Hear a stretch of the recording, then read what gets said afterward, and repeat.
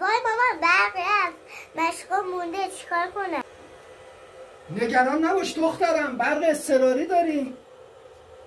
الان مشکلتو حل میکنم. بفرما بابا، اینم برق. ممنون. خواهش میکنم. با سلام خدمت بینندگان محترم. در پی خاموشی های اخیر من تصمیم گرفتم که برای روشنایی منزل یه برق اضطراری تهیه کنم.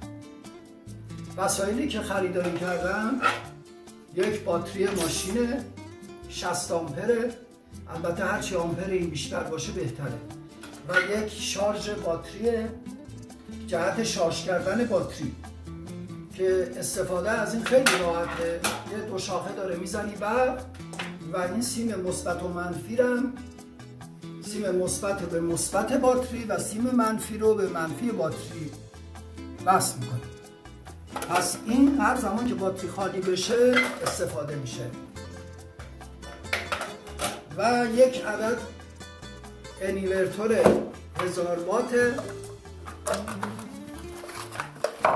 این کارش اینه که برق 12 ولت رو به 220 AC تبدیل میکنه. حالا بریم و نحوه کارش رو عملی بهتون نشون بدم.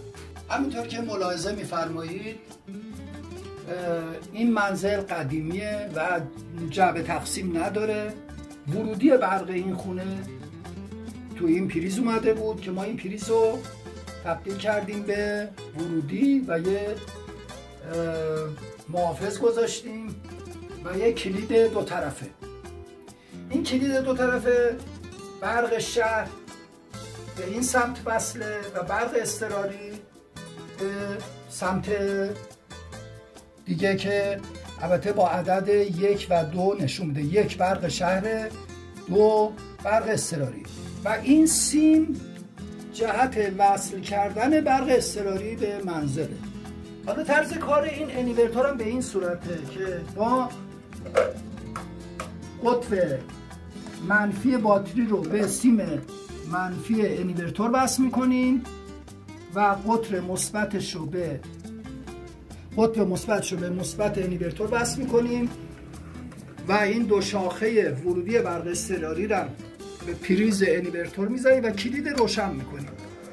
همینجور که ملاحظه میفرمایید من الان به برق اضطراری زدم و میبینین که لوستر روشنه و این مرتابی و این لوستر و یه اتاق دیگه و حتی آشپزخونه هم میتونه برقا روشن باشه. جهت استفاده از تلویزیون میتونیم تلویزیون هم استفاده کنیم، ولی تو روشنایی باید صرفه‌جویی کنیم. به این صورت که حتی محتابی رو میتونیم خاموش کنیم، یک لامپ داشته باشیم. حالا میتونیم تلویزیون هم روشن کنیم.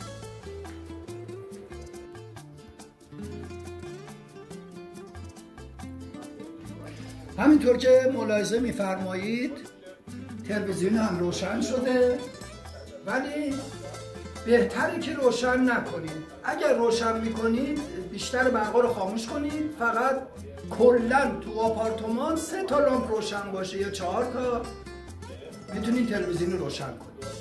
در غیر این صورت تلویزیون خاموش باشه بهتره. توی این مدتی که برق اضطراری رو روشن میکنید یخچالا رو هم باید از برق بکشید. برای اینکه یخچالا هم کار کنن باید این باتری ها تعدادشون بشه 5 تا باتری تا بتونین کل آپارتمان رو با یخچالا استفاده کنید. ممنون از همراهیتون. پیج ما رو فالو کنید. به امید دیدار.